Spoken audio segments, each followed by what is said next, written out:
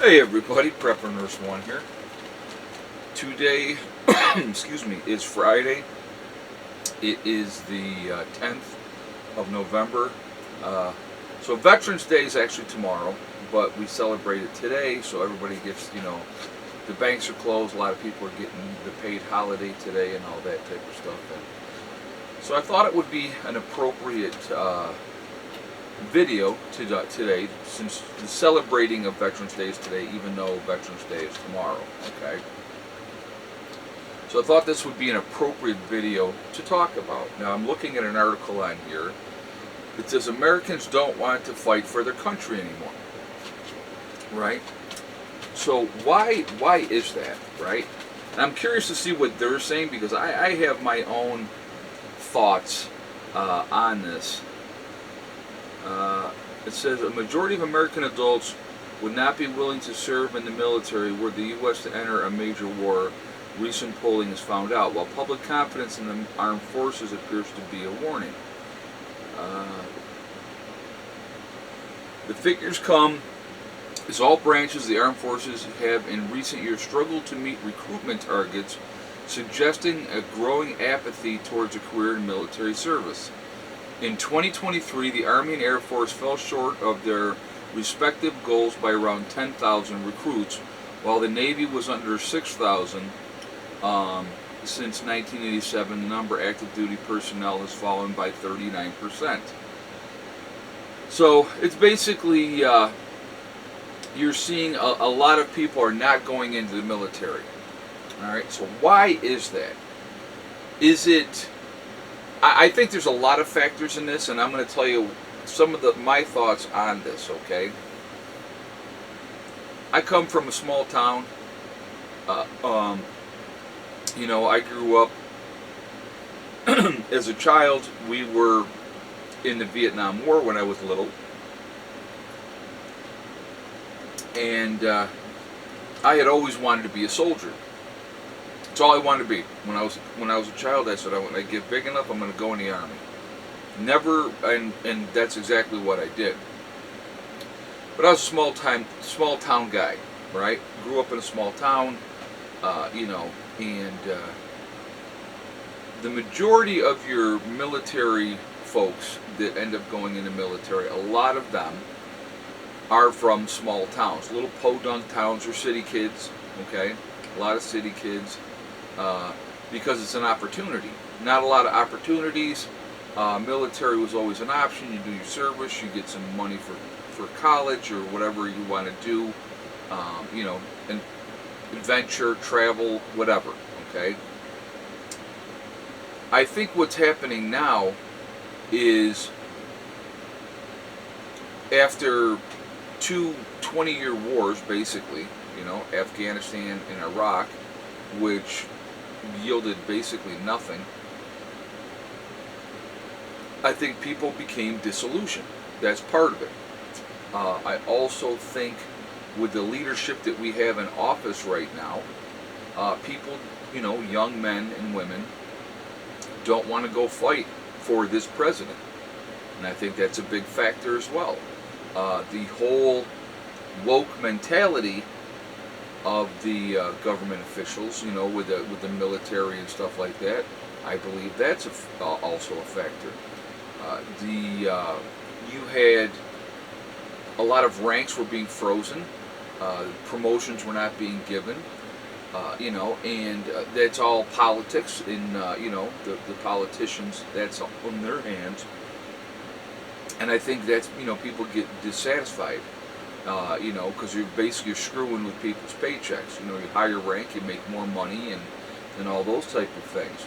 So, I think a lot of these things are a factor in why, and I think people are tired of sacrificing their children for whatever, I know people like to use the term the industrial military complex, but that's a good term. That's a very good term, and it actually fits. So, those are things that I think that are big factors in it as well. The disillusionment, in this whole the way that they're doing things now, and I think people are just like, there's a lot of people that are very conservative, and the majority of your military are going to be from those ranks of people. Okay, the whole woke crowd, a lot of them wouldn't put a uniform on to save their life. I mean, let's be realistic, right? They're not going to do it.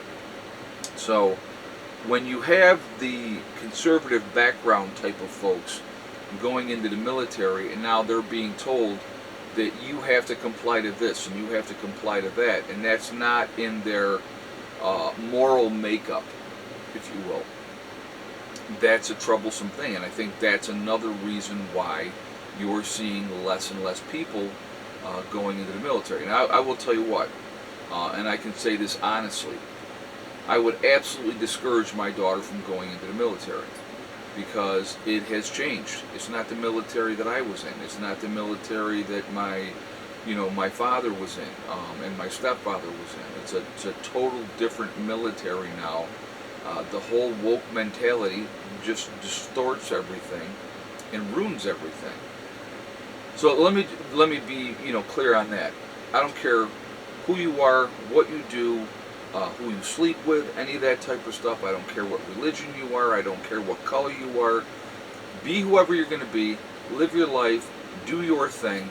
Don't push your values on me and tell me that I have to accept your values, and I don't. That's the bottom line. And I think a lot of that is what's coming down to now, why a lot of young men and women are not going in the military. And I think that's more from a lot of people that are, that have served, said, you know what, yeah, don't do it. And, and that's honestly, this being 100% honest, I would not want my daughter to go in the military. Now, my son couldn't because of his autism, but if he had been, quote unquote normal, whatever normal is today, I would be doing the same thing with him. But and I was proud to serve my country. I wanted to be a soldier. That's all I ever wanted to do, so it's not like I don't hate my country. I love my country.